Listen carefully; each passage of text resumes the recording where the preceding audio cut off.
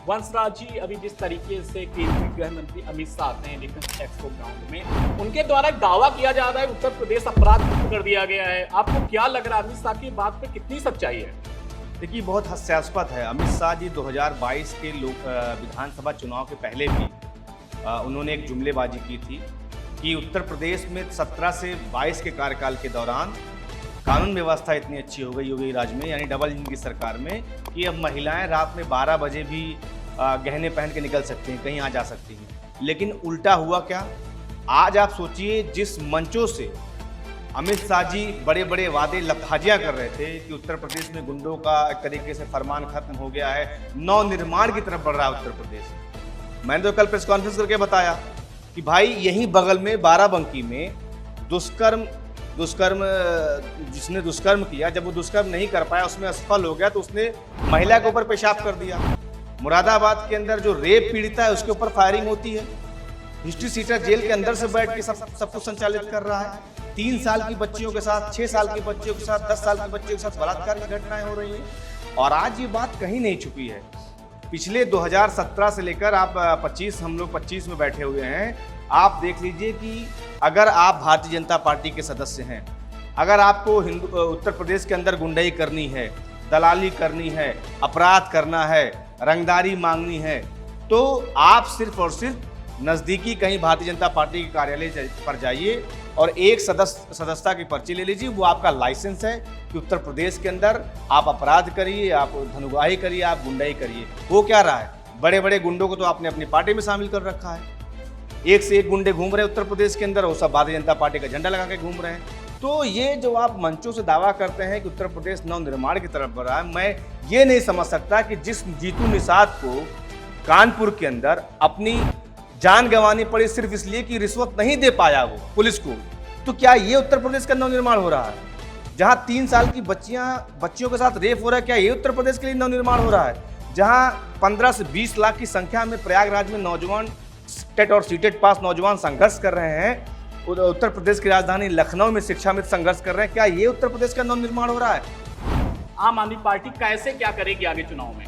देखिए, आम आदमी पार्टी इस पूरे उत्तर प्रदेश के घटनाक्रम पे हर चीज़ों पर हम लोग नज़र बनाए हुए हैं।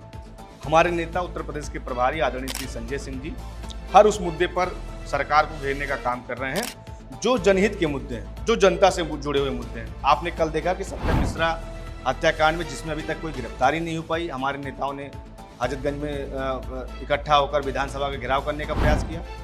तो उत्तर प्रदेश के अंदर जितने भी मुद्दे होंगे हम उसको उठाएंगे।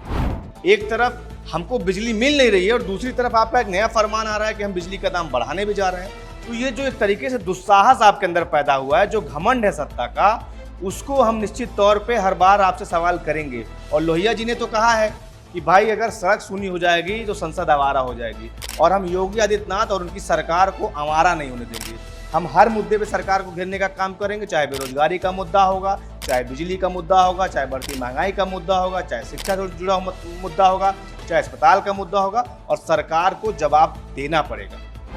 नमस्कार, आप देख रहे हैं 24 अड्डा न्यूज। उत्तर प्रदेश में भले ही विधानसभा चुनाव 2027 में होना हो, आम आदमी पार्टी ने अपनी तैयारियां विधानसभा चुनाव से पहले शुरू कर दी है। आज हमारे साथ बातचीत के मौजूद हैं आम आदमी पार्टी के प्रवक्ता वंशराज दुबे जी। इनसे बातचीत करेंगे। हाल ही में अमित शाह भी लखनऊ आए थे। 60,244 पुलिस भर्ती अभ्यर्थियों को नियुक्ति पत्र दिया गया है। अमित शाह के द्वारा दावा भी किया गया है कि उत्तर प्रदेश अपराध मुक्त हो चुका है। बहुत सारे सवालों पर बातचीत करेंगे वंशराज जी से, तो बने रहें हमारे साथ।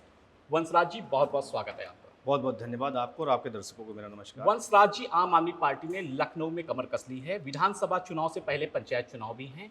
क्या आप लोगों की तैयारियां चल रही हैं? क्या आप लोगों के मुद्दे हैं? देखिए, उत्तर प्रदेश में आम आदमी पार्टी ने उत्तर प्रदेश को 8 प्रांतों में एक तरीके से बांट रखा है, और उसको लेकर हम अभी उत्तर प्रदेश में फ़िलहाल अपने संगठन को मजबूत करने के लिए, अपने जो पदाधिकारी उनको प्रशिक्षित करने के लिए, तो लगातार हम उनके साथ प्रशिक्षण शिविर का कार्यक्रम कर रहे हैं, उनको प्रशिक्षित कर रहे हैं। दूसरा, सम्मेलन के जरिए हम अपने कार्यकर्ताओं को, साथियों को मोटिवेट कर रहे हैं ताकि 2026 में जो जिला पंचायत का चुनाव है, तो उस जिला पंचायत के चुनाव में आम आदमी पार्टी पूरी मजबूती से उतरेगी। और निश्चित तौर पे हम उत्तर प्रदेश के जो जिला पंचायत के चुनाव हैं उसमें सभी सीटों पर चुनाव लड़ने का काम करेंगे। वंशराज जी, अभी जिस तरीके से केंद्रीय गृह मंत्री अमित शाह आते हैं डिफेंस एक्सपो ग्राउंड में, उनके द्वारा एक दावा किया जा रहा है उत्तर प्रदेश अपराध मुक्त कर दिया गया है। आपको क्या लग रहा है, अमित शाह की बात पे कितनी सच्चाई है? देखिए, बहुत हास्यास्पद है। अमित शाह जी 2022 के विधानसभा चुनाव के पहले भी उन्होंने एक जुमलेबाजी की थी कि उत्तर प्रदेश में 17 से 22 के कार्यकाल के दौरान कानून व्यवस्था इतनी अच्छी हो गई योगी राज में, यानी डबल इंजन की सरकार में, कि अब महिलाएं रात में 12 बजे भी गहने पहन के निकल सकती हैं, कहीं आ जा सकती हैं। लेकिन उल्टा हुआ क्या? आज आप सोचिए, जिस मंचों से अमित शाह जी बड़े बड़े वादे लफाजियाँ कर रहे थे कि उत्तर प्रदेश में गुंडों का एक तरीके से फरमान खत्म हो गया है, नवनिर्माण की तरफ बढ़ रहा है उत्तर प्रदेश। मैंने तो कल प्रेस कॉन्फ्रेंस करके बताया कि भाई यहीं बगल में बाराबंकी में दुष्कर्म जिसने दुष्कर्म किया, जब वो दुष्कर्म नहीं कर पाया, उसमें असफल हो गया, तो उसने महिला के ऊपर पेशाब कर दिया। मुरादाबाद के अंदर जो रेप पीड़िता है उसके ऊपर फायरिंग होती है। हिस्ट्री सीटर जेल के अंदर से बैठ के सब कुछ संचालित कर रहा है। 3 साल की बच्चियों के साथ, 6 साल की बच्चियों के साथ, 10 साल की बच्चियों के साथ बलात्कार की घटनाएं हो रही हैं। और आज ये बात कहीं नहीं छुपी है। पिछले 2017 से लेकर आप 25, हम लोग 25 में बैठे हुए हैं। आप देख लीजिए कि अगर आप भारतीय जनता पार्टी के सदस्य हैं, अगर आपको उत्तर प्रदेश के अंदर गुंडाई करनी है, दलाली करनी है, अपराध करना है, रंगदारी मांगनी है, तो आप सिर्फ और सिर्फ नज़दीकी कहीं भारतीय जनता पार्टी के कार्यालय पर जाइए और एक सदस्यता की पर्ची ले लीजिए। वो आपका लाइसेंस है कि उत्तर प्रदेश के अंदर आप अपराध करिए, आप धनुगाही करिए, आप गुंडाई करिए। हो क्या रहा है? बड़े बड़े गुंडों को तो आपने अपनी पार्टी में शामिल कर रखा है। एक से एक गुंडे घूम रहे हैं उत्तर प्रदेश के अंदर, वो सब भारतीय जनता पार्टी का झंडा लगा के घूम रहे हैं। तो ये जो आप मंचों से दावा करते हैं कि उत्तर प्रदेश नवनिर्माण की तरफ बढ़ रहा है, मैं ये नहीं समझ सकता कि जिस जीतू निषाद को कानपुर के अंदर अपनी जान गंवानी पड़ी सिर्फ इसलिए कि रिश्वत नहीं दे पाया वो पुलिस को, तो क्या ये उत्तर प्रदेश का नवनिर्माण हो रहा है? जहां 3 साल की बच्चियों के साथ रेप हो रहा है, क्या ये उत्तर प्रदेश के लिए नवनिर्माण हो रहा है? जहां 15 से 20 लाख की संख्या में प्रयागराज में नौजवान टेट और सीटेट पास नौजवान संघर्ष कर रहे हैं, उत्तर प्रदेश की राजधानी लखनऊ में शिक्षा में संघर्ष कर रहे हैं, क्या ये उत्तर प्रदेश का नवनिर्माण हो रहा है? तो आप बड़े बड़े मंचों से वादे करिए, लेकिन उत्तर प्रदेश की जनता ने पिछले 8-9 सालों में आपकी डबल इंजन की सरकार को देख लिया है, जो हर मोर्चे पर लगभग फेल रही है और निश्चित तौर पर 2027 में बोरिया बिस्तर इनका बांधने का काम करेगी। जिस तरीके से अमित शाह के द्वारा ये भी दावा किया गया है, उन्होंने केशव प्रसाद मौर्य को प्रिय मित्र बोल दिया है और ये भी कहा है कि योगी आदित्यनाथ सबसे सफल मुख्यमंत्री हैं। आप देख रहे हैं उत्तर प्रदेश में बहुत सारे मुद्दे आ रहे हैं, आपकी पार्टी के द्वारा उठाए जा रहे हैं। जिस तरीके से बिजली को निजीकरण को लेकर विवाद चल रहा है, आपको क्या लग रहा है, आखिर क्या समस्याएं हैं? आम आदमी पार्टी कैसे क्या करेगी आगे चुनाव में? देखिए, आम आदमी पार्टी इस पूरे उत्तर प्रदेश के घटनाक्रम पे हर चीज़ों पर हम लोग नज़र बनाए हुए हैं। हमारे नेता उत्तर प्रदेश के प्रभारी आदरणीय श्री संजय सिंह जी हर उस मुद्दे पर सरकार को घेरने का काम कर रहे हैं जो जनहित के मुद्दे हैं, जो जनता से जुड़े हुए मुद्दे हैं। आपने कल देखा कि सत्यम मिश्रा हत्याकांड में, जिसमें अभी तक कोई गिरफ्तारी नहीं हो पाई, हमारे नेताओं ने हजरतगंज में इकट्ठा होकर विधानसभा का घेराव करने का प्रयास किया। तो उत्तर प्रदेश के अंदर जितने भी मुद्दे होंगे हम उसको उठाएंगे। निश्चित तौर पे 13 रुपये, आज की खबरें हैं कि 13 रुपये पर यूनिट बिजली का बिल बढ़ने जा रहा है। तो आप ये समझिए, और उत्तर प्रदेश के अंदर एक तरफ लंबे लंबे पावर कट लग रहे हैं, गांव में आप चले जाइए कि 4-4 घंटे 5-5 घंटे बिजली नहीं है। तो ये स्थिति गांव में, तो मतलब चलिए 4 घंटे नहीं है, जिस राजधानी में हम लोग बैठे यहाँ पर लंबे लंबे पावर कट लग रहे हैं।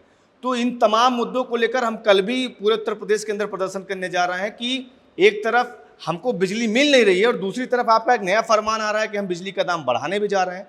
तो ये जो एक तरीके से दुस्साहस आपके अंदर पैदा हुआ है, जो घमंड है सत्ता का, उसको हम निश्चित तौर पे हर बार आपसे सवाल करेंगे। और लोहिया जी ने तो कहा है कि भाई अगर सड़क सूनी हो जाएगी तो संसद आवारा हो जाएगी, और हम योगी आदित्यनाथ और उनकी सरकार को आवारा नहीं होने देंगे।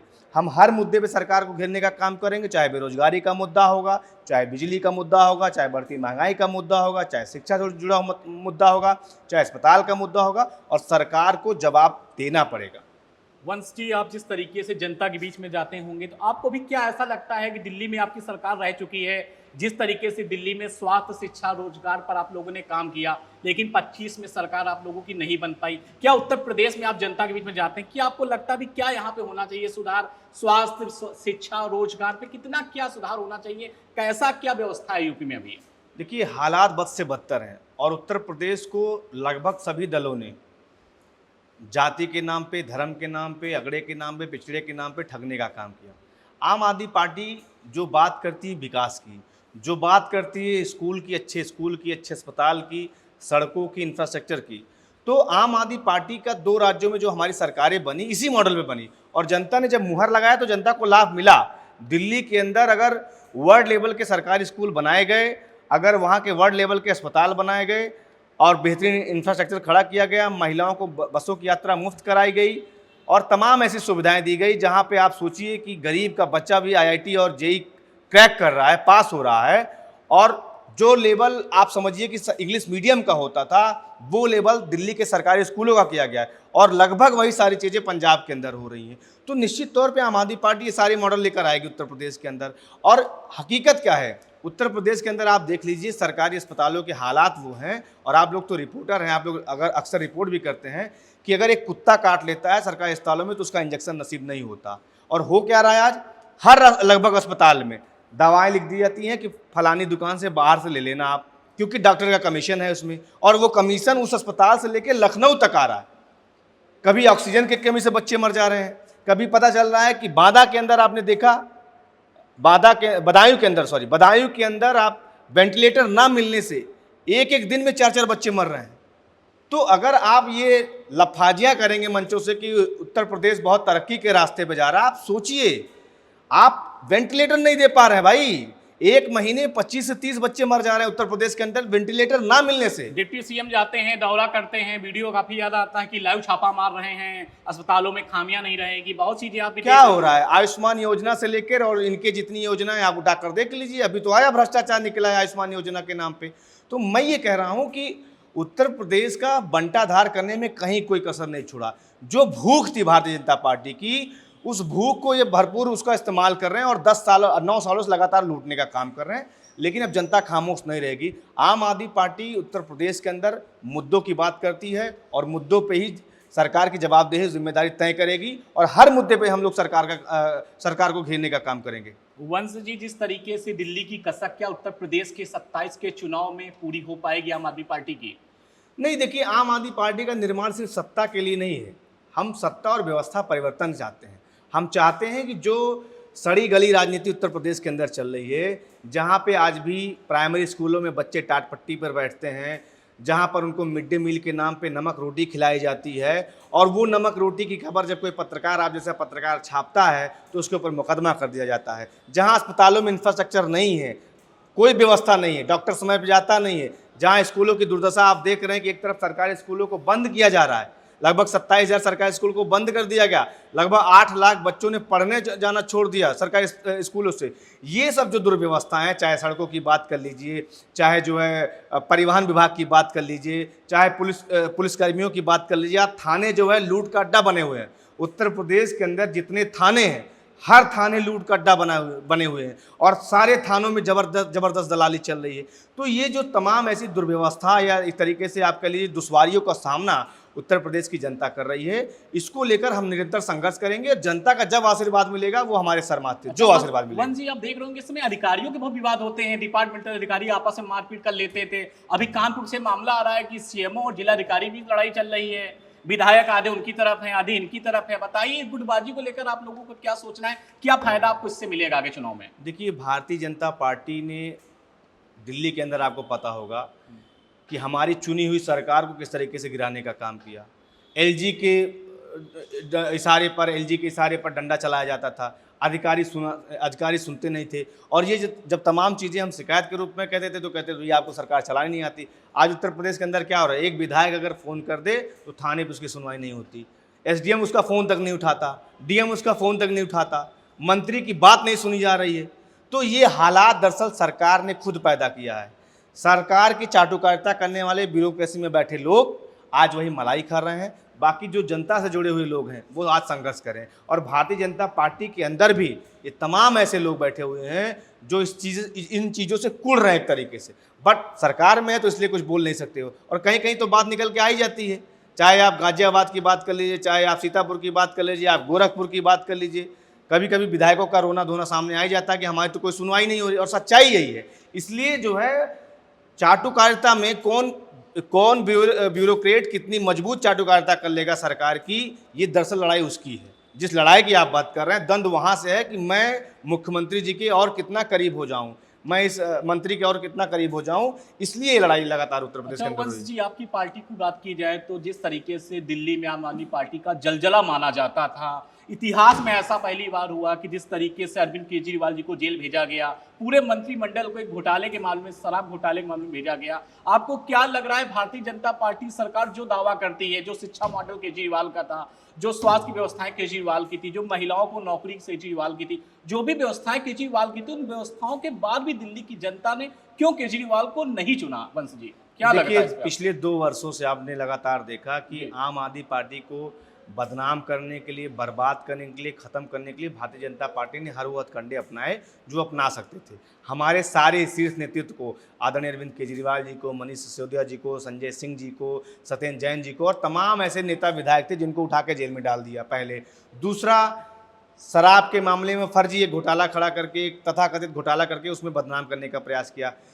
तीसरा, चुनाव के दौरान आपने देखा कि 4 स्तर पर, एक तरफ तो वोट काटने का मामला आया, जबरदस्त बड़े पैमाने पर वोट काटे गए। दूसरी तरफ आपने देखा कि लोगों को फर्जी वोट बढ़वाने का काम किया गया। तीसरा, चुनाव आयोग पूरी की पूरी उनकी कठपुतली बनकर काम किया। चौथा, जो वहाँ की लोकल पुलिस थी वो पूरी तरीके से मौन साध के रखी थी। आप सोचिए, ऑन कैमरा पूरे चुनाव के दौरान जूते बांटे गए, कपड़े बांटे गए, पैसे बांटे गए प्रवेश वर्मा के घर से, तमाम ऐसे वीडियोस निकल के आए, लेकिन चुनाव आयोग पूरी तरीके से शांत रहा। तो ये तमाम ऐसी चीज़ थी, बावजूद उसके दिल्ली की जनता ने हमको 42% मत देने का काम किया। तो ये बड़ी चीज़ है कि जनता ने हमको नहीं हराया है। ये व्यवस्था ऐसी थी, ये इस तरीके से गुंडाई थी भारतीय जनता पार्टी का। खैर, अगर हमको आज विपक्ष में बैठने का मौका मिला है तो हम जनता की आज भी वही आवाज उठा रहे हैं। अगर कांग्रेस पार्टी आप लोगों का साथ देती तो आज आपकी भी सरकार वहां होती, सरकार न जाती, क्या मन में खटास रहती, कांग्रेस ने साथ क्यों नहीं दिया हमारा? देखिए, कांग्रेस तो भारतीय जनता पार्टी की तरफ से बैटिंग कर रही थी। जितने कांग्रेसी थे वो दरअसल भारतीय जनता पार्टी के स्टार प्रचारक की लिस्ट में थे। भारतीय जनता पार्टी के इशारे पर ही कांग्रेसी अपना बयान देते थे। आप सोचिए, पैसा बांट रहा था परवेश वर्मा, मुकदमा होना चाहिए था परवेश वर्मा के खिलाफ, एफआईआर करानी चाहिए थी कांग्रेस को परवेश वर्मा भारतीय जनता पार्टी के खिलाफ, परवेश वर्मा कांग्रेस किसके खिलाफ करा रही थी एफआईआर? अरविंद केजरीवाल जी के खिलाफ करा रही थी। तो ये दिल्ली की जनता भी इस बात को जान रही थी, इसीलिए कांग्रेस तीसरी बार भी जीरो हुई। अच्छा, कि भारतीय जनता पार्टी और कांग्रेस एक साथ मिलकर बैटिंग कर रहे हैं। और आज यही हालात आप देखिए पंजाब के उपचुनाव में भी है कि भाजपा ने लगातार प्रेस कॉन्फ्रेंस के माध्यम से कह दिया कि आम आदमी पार्टी को वोट मत देना, भले किसी दूसरे को दे देना। प्रधानमंत्री और विपक्ष के द्वारा भारतीय जनता पार्टी और कांग्रेस, जब अरविंद केजरीवाल जेल चले गए थे तब लगता था कि भाई केजरीवाल जी का जाना आम आदमी पार्टी के लिए काफी बड़ी क्षति होने वाली। आप लोगों ने पार्टी को संभाला, पार्टी को आगे ले गए। आपको क्या लगता है आम आदमी पार्टी को लेकर, जब केजरीवाल जी को मुख्यमंत्री के रूप में उन्होंने कुर्सी छोड़ी तो सवाल खड़े हुए थे केजरीवाल जी एक नाटक कर रहे हैं, नाटक कर रहे हैं। जब रिजल्ट आता है भाजपा के द्वारा कहा जाता है कि अब मुख्यमंत्री पंजाब के बनेंगे अरविंद केजरीवाल, लेकिन आपको क्या लग रहा है कि अगर कांग्रेस पार्टी से पहले कभी संधि ना करते तो आज तस्वीर कुछ और होती? नहीं, देखिए, जो हमारा गठबंधन था इंडिया जो हमारा इंडिया अलायंस का, वो इसलिए था कि भाई कम से कम ये जो तानाशाह सत्ता है इसको हटाना है, और हम बहुत हद तक उसमें सफल भी हुए। कुछ कमियां जरूर रही होंगी, लेकिन हम बहुत हद तक सफल हुए। जिनकी घमंड था, जिनको जो नारा दे रहे थे कि 400 पार 400 पार 400 पार का, उनको हमने 240 पे लाकर छोड़ा। तो ये देखिए, जनता की एक तरीके से मांग थी कि उस समय जो देश विरोधी ताकतें थी वो एक तरफ थी, वो एनडीए के रूप में देश विरोधी ताकतें एक तरफ थी, और जो इंडिया को पसंद करने वाले लोग हैं, जो हिंदुस्तान के अंदर अमन शांति भाईचारा चाहते हैं, जो हिंदुस्तान के संविधान को बचाना चाहते हैं, वो इंडिया अलायंस के पार्टनर थे। तो हम लोग का गठबंधन वो 2024 के लिए था। उसके बाद राज्यों का चुनाव हुआ, राज्यों में हम अलग लड़े, वो भी अपनी राजनीतिक पार्टी वो अलग चुनाव लड़े। तो मुझे नहीं लगता कि उसको वहां से जोड़ना लेकिन जीत हार का मार्जिन बहुत थोड़ा रहा है। ये कहते हैं ना कि 2-4-5 हज़ार का मार्जिन होता है, फिर बड़ा कष्ट होता है कि भाई ये सीट हमारी थी, हम जीत सकते थे। अच्छा, आपको क्या लग रहा है कि जो 27 का चुनाव होगा, आम आदमी पार्टी अकेली लड़ेगी या समाजवादी पार्टी से गठबंधन करेगी? अखिलेश जी दिल्ली में तो प्रचार करने आप लोग लिए गए थे। नहीं, देखिए, फिलहाल आम आदमी पार्टी का पूरा जोर शोर जो ताकत है, हमारी ताकत सिर्फ 2026 के पंचायत चुनाव के लिए लगाई जा रही है। बाकी 2027 का जो निर्णय होगा उसको शीर्ष नेतृत्व लेगा। लेकिन फिलहाल जो हमारा महीने के अंदर 2 कार्यक्रम हो रहा है, एक रचनात्मक कार्य कर रहे हैं हम, जहाँ पे साफ सफाई का कार्यक्रम करते हैं, चाहे अस्पतालों के सामने या स्कूल का या पार्कों का, मूर्तियों का, और दूसरा जो हम जनता के मुद्दों पर संघर्ष करते हैं। तो ये दो लगातार कार्यक्रम हर महीने लगभग उत्तर प्रदेश के अंदर हो रहे हैं। और दूसरी तरफ हमारा संगठन को लेके, संगठन किस तरीके से और मजबूत होगा उसको लेकर भी हम लगातार काम कर रहे हैं। तो निश्चित तौर पे पूरा फोकस अभी जिला पंचायत चुनाव। बीच में संजय सिंह आए थे जो चुनाव के प्रभारी हैं उत्तर प्रदेश में, आपको क्या लगता है, आप लोगों को क्या रणनीति, आप लोगों ने कुछ 100 लोगों को चिन्हित किया था कि जिनको जिम्मेदारी दी जाएगी, आम आदमी पार्टी किस स्तर से काम करेगी ताकि जनता से जुड़े और जनता के मुद्दों को उठाकर आगे लाए? देखिए, उत्तर प्रदेश में 403 विधानसभाएं हैं। तो आम आदमी पार्टी ने, आदरणीय सांसद संजय सिंह जी ने एक स्पेशल 100 की टीम बनाई है, जिसमें एक व्यक्ति के जिम्मे 4 विधानसभाएं रहेंगी और उन 4 विधानसभाओं में पूरा बूथ लेवल तक संगठन खड़े करने की जिम्मेदारी वो 100 स्पेशल टीम जो 100 हमारी है वो करेगी। तो इस हिसाब से हम अक्टूबर माह तक उत्तर प्रदेश के सभी लगभग 403 विधानसभाओं तक अपना एक मजबूत संगठन बूथ लेवल का बनाकर उसको एक तरीके से पार्टी को खड़ा करेंगे। फिर आने वाले दिनों में अलग अलग तरीके की रणनीति बनाकर हम निश्चित तौर पे 2026 के चुनाव में पूरी मजबूती के साथ जाएंगे। अच्छा, भाजपा के एक मंत्री हैं ओम प्रकाश राजभर, उन्होंने पंचायती राज मंत्री, उनका कहना है कि जो पंचायत के चुनाव हो, जिला पंचायत अध्यक्ष का हो और ये ब्लॉक प्रमुख के चुनाव जनता से कराया जाए, इस पर आपका क्या सोच? नहीं, निश्चित तौर पर आम आदमी पार्टी इसका समर्थन करती है और ये मांगे आदरणीय सांसद संजय सिंह जी ने लखनऊ से प्रेस कॉन्फ्रेंस करके उठाई थी। जब एक बार और ऐसे भारतीय जनता पार्टी का, इस सरकार का बयान आया था, तो आम आदमी पार्टी हर बार ये मानती है कि भाई जो जिला पंचायत अध्यक्ष का चुनाव होता है, जो ब्लॉक प्रमुख का चुनाव होता है, ये चुनाव भी डायरेक्ट जनता के द्वारा कराया जाए। क्योंकि आप देखिए, बड़े लेवल पर, बड़े स्तर पर खरीद फरोख्त होता है और जनता के मुद्दे नगण्य हो जाते हैं। जिला अध्यक्ष बनता है पैसे के दम पे, जिला ब्लॉक प्रमुख बनता है पैसे के दम पे, तो उसको जनता के लिए कोई काम करने की ज़रूरत नहीं पड़ती, क्योंकि वो इतना पैसा खर्च कर चुका होता है इस चुनाव में कि वो पहले अपनी जेब भरता है। तो इसलिए अगर ऐसा कदम सरकार उठाती है तो सबसे ज़्यादा तारीफ, सबसे ज़्यादा समर्थन आम आदमी पार्टी इसका करेगी। अच्छा, एक सवाल ये भी आता है वंश जी, जो हमेशा पूछा जाता है, उत्तर प्रदेश से ही कुर्सी बनती है केंद्र सरकार की, कहते हैं उत्तर प्रदेश में 24 में जिस तरीके से समाजवादी पार्टी कांग्रेस गठबंधन ने मिलकर लड़ा है, अगर समाजवादी पार्टी के साथ कांग्रेस लड़ती है तब भी आप गठबंधन करेंगे 27 में? कांग्रेस रहेगी, कांग्रेस को हटाएंगे तब कराएंगे, तीनों साथ मिलकर रहेंगे? नहीं, देखिए, मैं फिर से आपसे वही कह रहा हूँ कि हमारा पूरा फोकस अभी 2026 की जिला पंचायत के चुनाव पे है। पूरे उत्तर प्रदेश के अंदर जितनी सीटें हैं उन सारी सीटों पर आम आदमी पार्टी पूरी मजबूती से इस चुनाव को लड़ेगी। 27 का जो फैसला है वो हमारा शीर्ष नेतृत्व तय करेगा 2026 जिला पंचायत चुनाव के बाद। अच्छा, पुलिस भर्ती जो भी होती है, नियुक्ति पत्र बांटे जाते हैं, इसमें दावा किया जाता है कि उत्तर प्रदेश में आज तक की बड़ी भर्ती नहीं कराई गई है। आपको क्या लग रहा है, उत्तर प्रदेश में जो भर्ती की गई है, जो आजकल छात्र देख रहे होंगे धरना दे रहे हैं, उनका ये कहना रहता है वैकेंसी आती नहीं है, जब आती है सालों लग जाते हैं, आम आदमी पार्टी क्या सोचती है इस पर, उसका क्या नजरिया है अपना? देखिए, उत्तर प्रदेश में 2017 में जब सरकार आई तो इसने वादा किया था कि 13.5 लाख नौकरियां हम हर साल देंगे। अब आप सोचिए कि लगभग 9 साल हो गए, 13.5 मतलब 13 वैकेंसी भी ये सरकार क्लियर नहीं करा पाई। लाखों की नौकरी की बात छोड़ दीजिए, चाहे शिक्षक भर्ती का मसला रहा वो अधर में लटका रहा, चाहे पुलिस PSC भर्ती का मसला रहा वो भी अधर में लटका रहा, 69,000 शिक्षक भर्ती वो आरक्षण की एक तरीके से घोटाले की भेंट चढ़ गया। और दूसरा, ये जो भर्ती जिसका ये पीठ थपथपाने का काम करे, आप देखिए नौजवानों के साथ आप कोई एहसान काम नहीं कर रहे हो।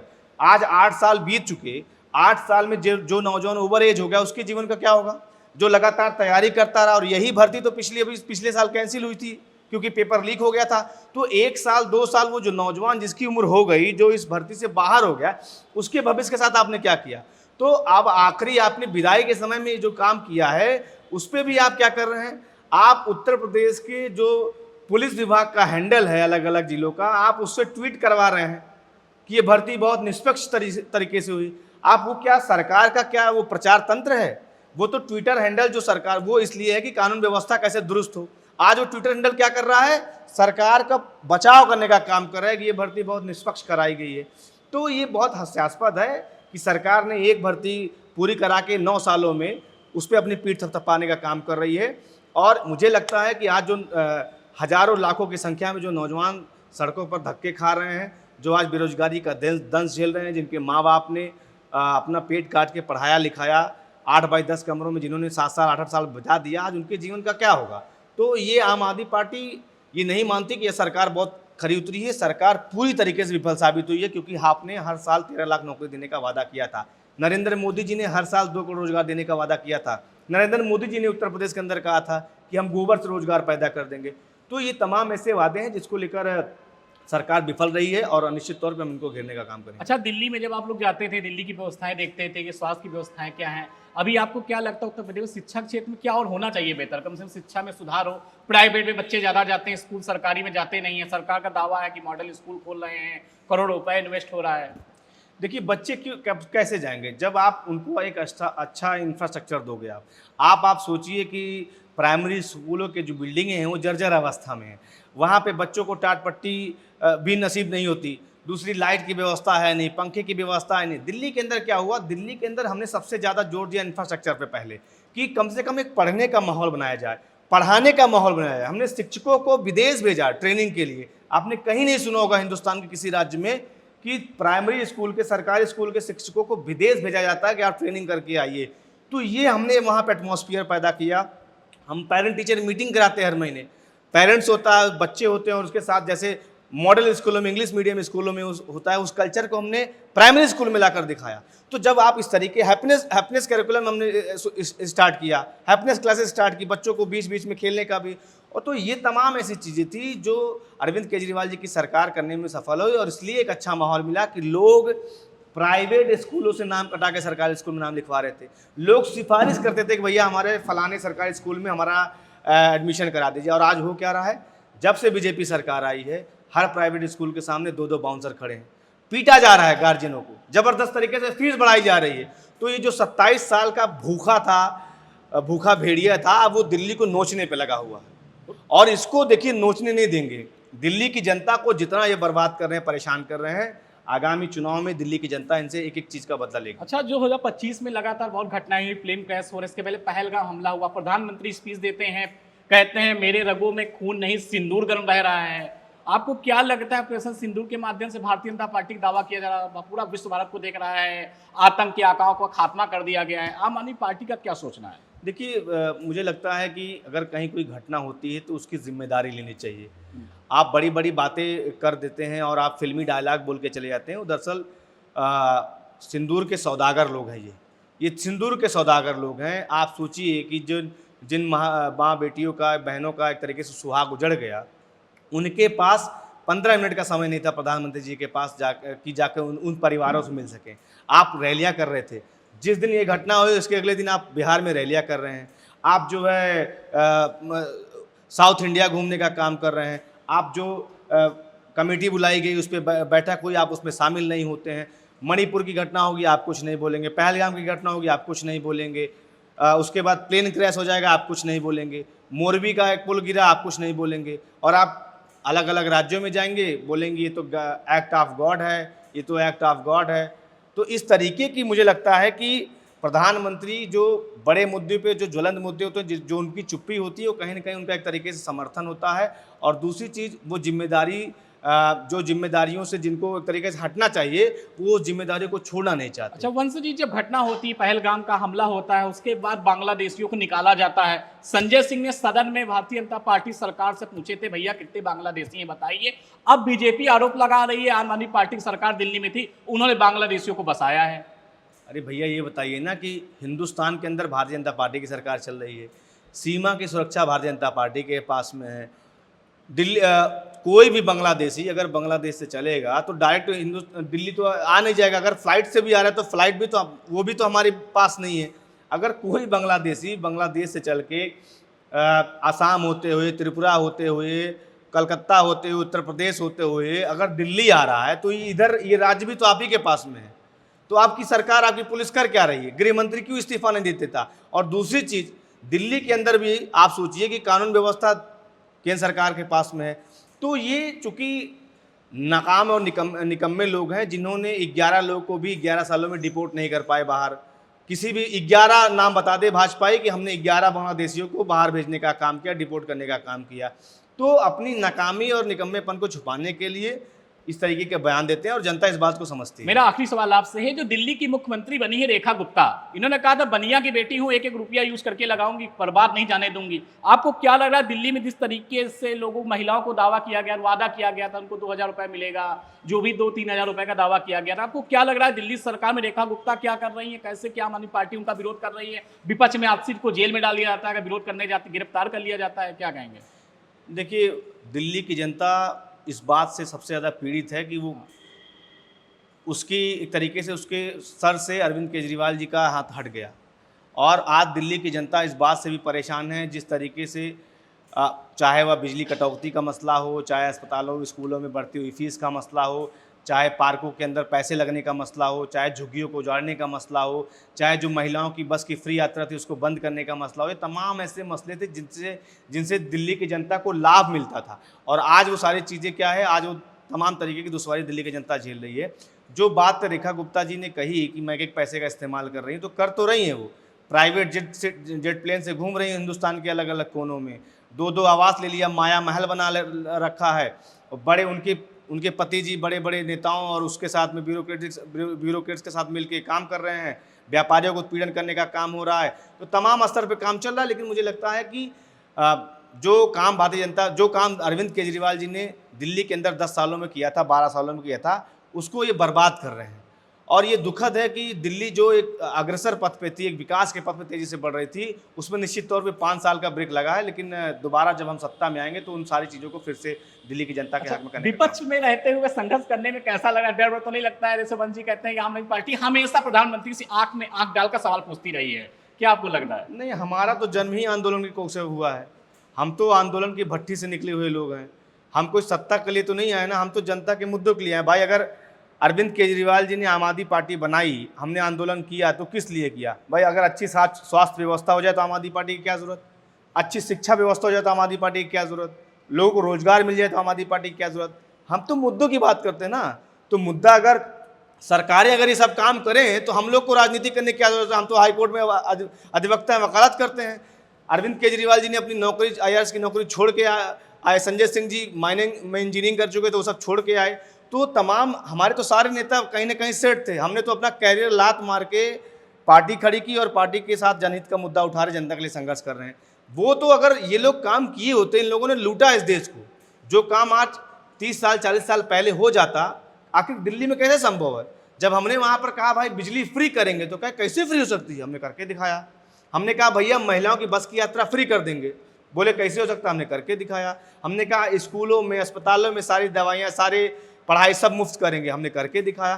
तो वो काम अरविंद केजरीवाल जी ने किया जो हिंदुस्तान की राजनीति में पिछले 70-75 साल में नहीं हुआ, जो हो जाना चाहिए था, जो सबसे बेसिक काम था। भाई, अगर हिंदुस्तान का बच्चा शिक्षित होगा, सब परिवार को अच्छा इलाज मिलेगा, तो देश की तरक्की यहाँ से होती, यहाँ से होता नवनिर्माण। आप चंद आज अमित शाह का बेटा, जिसको बल्ला पकड़ने का तरीका नहीं पता, वो BCCI का अध्यक्ष बन के बैठा हुआ है, और हमारे यहाँ नौजवान लोग लाठियाँ खा रहे हैं। उनको आप दंगे की भेंट में झोंक रहे हो, उनके हाथ में आप तलवार दे रहे हो, कट्टा दे रहे हो, आप उनको मंदिर के नाम पे, मस्जिद के नाम पे लड़वाने का काम। देश को अर्थव्यवस्था चौथी अर्थव्यवस्था बना दिया मोदी का। कितनी जल्दी बढ़ रहा है, मोदी की वजह से देश बढ़ाया जा रहा है। तो उठा के देख लीजिए आप, भुखमरी के मामले में हम किस पायदान पे हैं, हैप्पीनेस इंडेक्स में हम किस पायदान पे हैं। तो ये तो देखिए, मैं कहता रहा हूँ, आप लफाजी करने की बात है तो आप कुछ भी बोलिए, इश्तिहारों को, अखबारों की हेडलाइन बनाने तो आप कुछ भी बोलिए, लेकिन हकीकत आज ये है कि आप 10 आदमी से मिलिए, 9 आदमी आपको परेशान मिलेगा। वो तमाम ऐसे बोझ तले दबा हुआ है। तो मुझे लगता है कि हर इस मुद्दे पर हम लोग सरकार से संघर्ष करने का काम करते हैं। बहुत बहुत धन्यवाद आपको वंश जी, आपने अपना कीमती समय दिया। तो आपने देखा आम आदमी पार्टी के प्रवक्ता वंश जी ने बेबाकी से अपनी बातें रखी हैं। दोस्तों, वही बातें हैं, वही मुद्दे हैं जिन पर आम आदमी पार्टी ने दिल्ली में काम किया है। अब उत्तर प्रदेश में आम आदमी पार्टी ने कमान संभाल लिया। फिलहाल पूरे पॉडकास्ट पर, पूरे इंटरव्यू पर आपको क्या सोचना है, कमेंट बॉक्स में जरूर बताएं। धन्यवाद।